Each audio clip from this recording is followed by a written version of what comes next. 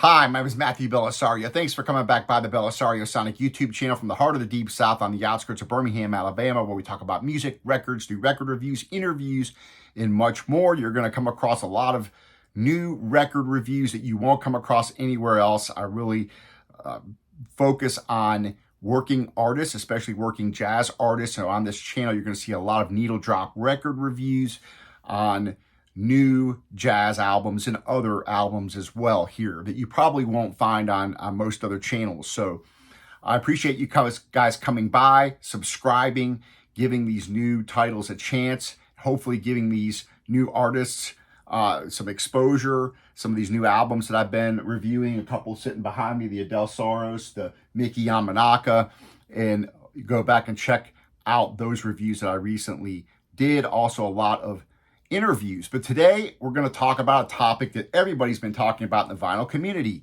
Are record sales down for 2024? Well, everybody can speculate and talk about it, but it's really best to go right to the people themselves who buy the records, me and you. So this is a poll, basically a vinyl community poll that everybody can participate in. You guys leave your comments. Let me know whether you spent just as much money in 2024 as you have in the past few years. Now, it doesn't necessarily equate to the same amount of albums, especially if you're spending more money.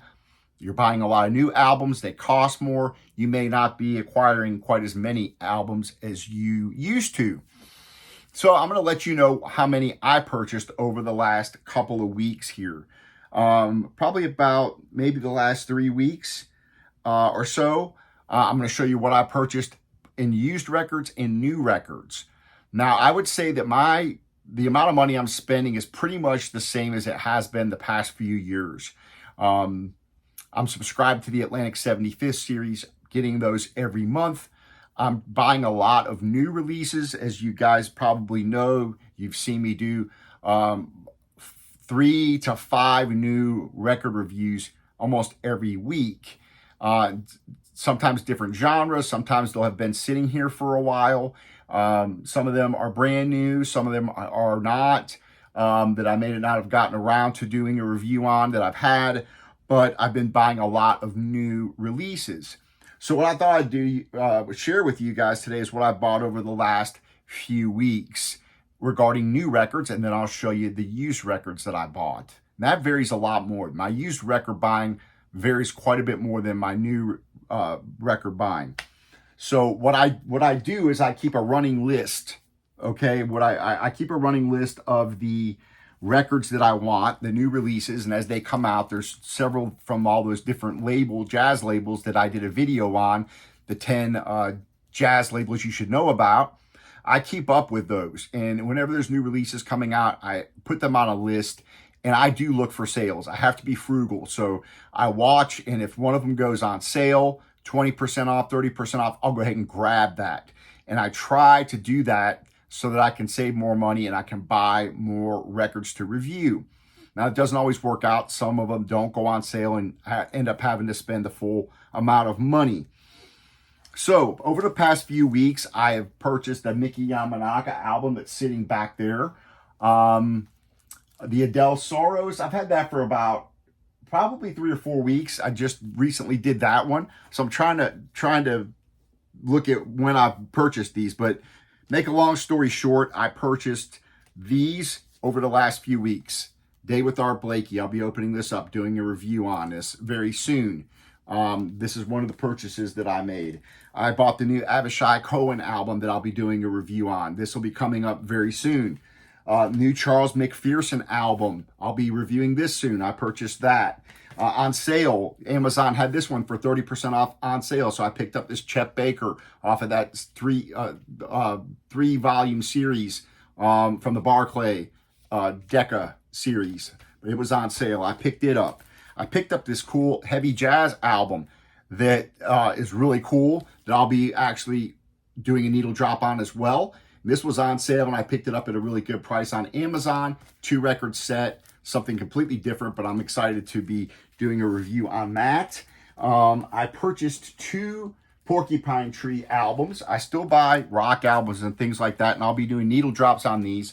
I'm a big Steven Wilson fan, And I'm slowly just trying to get the complete collection of Steven Wilson and Porcupine Tree records. I didn't have this one. This is a fantastic album, and it's one of my favorites.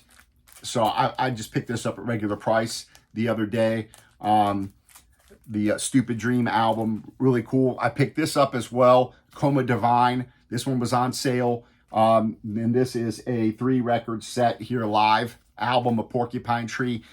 So I picked that up. I'll be doing a needle drop on that. And then when I was at the record store today, Seasick Records here local in Birmingham, Alabama, they had 20% off their new releases.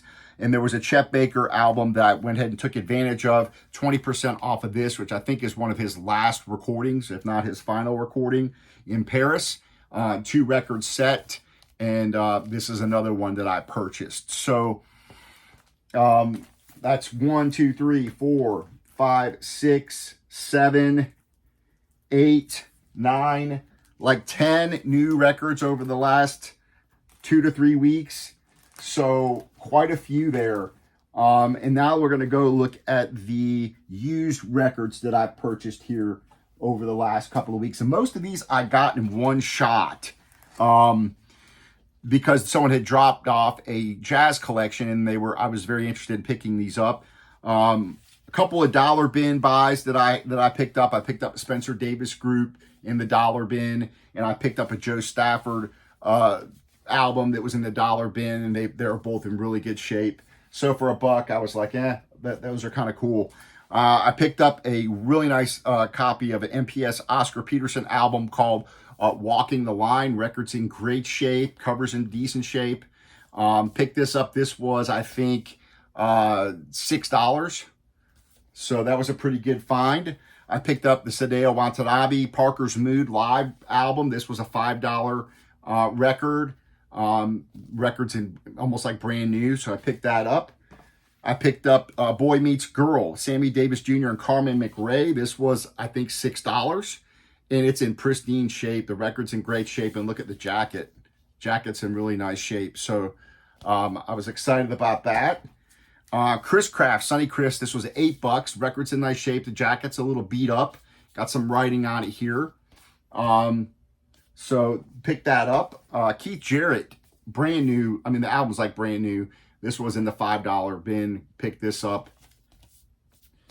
Jerry Mulligan Quartet, again, in nice shape. This was $5. So I picked that up. Pretty cool. Duke Ellington, $4. The cover was a little beat up. The record was really dirty. It was $4. I took a chance. I took it home and cleaned it up. Record plays great. Just a little surface noise here and there. Sounds pretty nice, but pretty cool album there for $4. And then a $5 find, Art Tatum on the Clef Records label. This again was really dirty. It was $5. I looked at it in the light, in the record store. I'm looking at it. I'm like, I don't know, man. This one is pretty dirty. It could be. I was like, well, you know what? For $5, I like the cover and the Clef label. But lo and behold, I got it home. I cleaned it up, and it plays fantastic. Just a little bit of surface noise. Sounds pretty good for a $5 record. So, and last but not least, I did an eBay purchase of the Return to Forever box set, which is in beautiful shape. I mean, look at how nice this one is. The booklet's in really nice shape. All the records are almost like they haven't even been played. I think this was maybe $22 with shipping. So that's what I purchased over the last few weeks used. Now, that's more than I usually will buy used. So I picked up 1, 2, 3, 4, 5, 6, 7, 8, 9, 10, 11 used records over the last few weeks, and about 10 new purchases. So that's quite a few. That's like over 20 albums here. So that's pretty much what I purchased over the last few weeks. Again, I do buy a lot of new releases. I'm spending about the same amount of money as I have been. I'm just getting more frugal. I've got my system down where it's like, okay, I've got this album. These albums are coming out on this particular date. And it's like, okay, which one? If one of them's on sale, I'm going to grab that one first. And then I kind of work my way down. I don't always get all the ones that are on my list. Sometimes, it might be months down the road, 6 months down the road before I'm able to actually buy it. So, and there's a lot of them that I really want to get, and it's just a matter of money. So I can never buy all the ones that I want. I'm sure most people are in that same boat, but I am curious to know whether or not you're buying the same amount as you've always been buying. At least money wise. And then let me know what percentage are used, what percentage are new purchases. I'm very interested in that. So let me know, leave your comments. I appreciate you guys coming to the channel, hanging out. A lot of new reviews coming your way. A lot of, brand new releases. I just showed you some of them, but there's more to come. I definitely have more on my list and more interviews coming up. If you missed the interview this past Sunday with Yotam Silverstein, go check that out. Wonderful conversation. I really enjoyed talking with him about jazz guitar, the New York jazz scene, him making his new album, his upcoming projects. Next Sunday, another jazz guitar player, Amos Hoffman, is it's going to be a great interview. I've already got it done. It's posted up. It'll be showing next Sunday at noon. Every Sunday at noon, I'm putting the conversations up. I call them Sunday conversations. And I've been able to keep up a pretty good, every Sunday I've been able to put up new interviews over the past, I think, 14 weeks.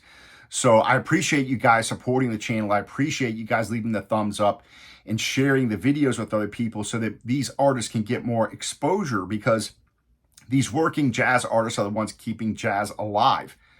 As much as I love all those reissues, and you guys know I still do those reviews as well, less and less attention is paid to a lot of the working jazz artists that are putting out fantastic records. So that's one of the main goals of this channel, is to give more exposure to those artists. So I appreciate you guys joining me in that endeavor.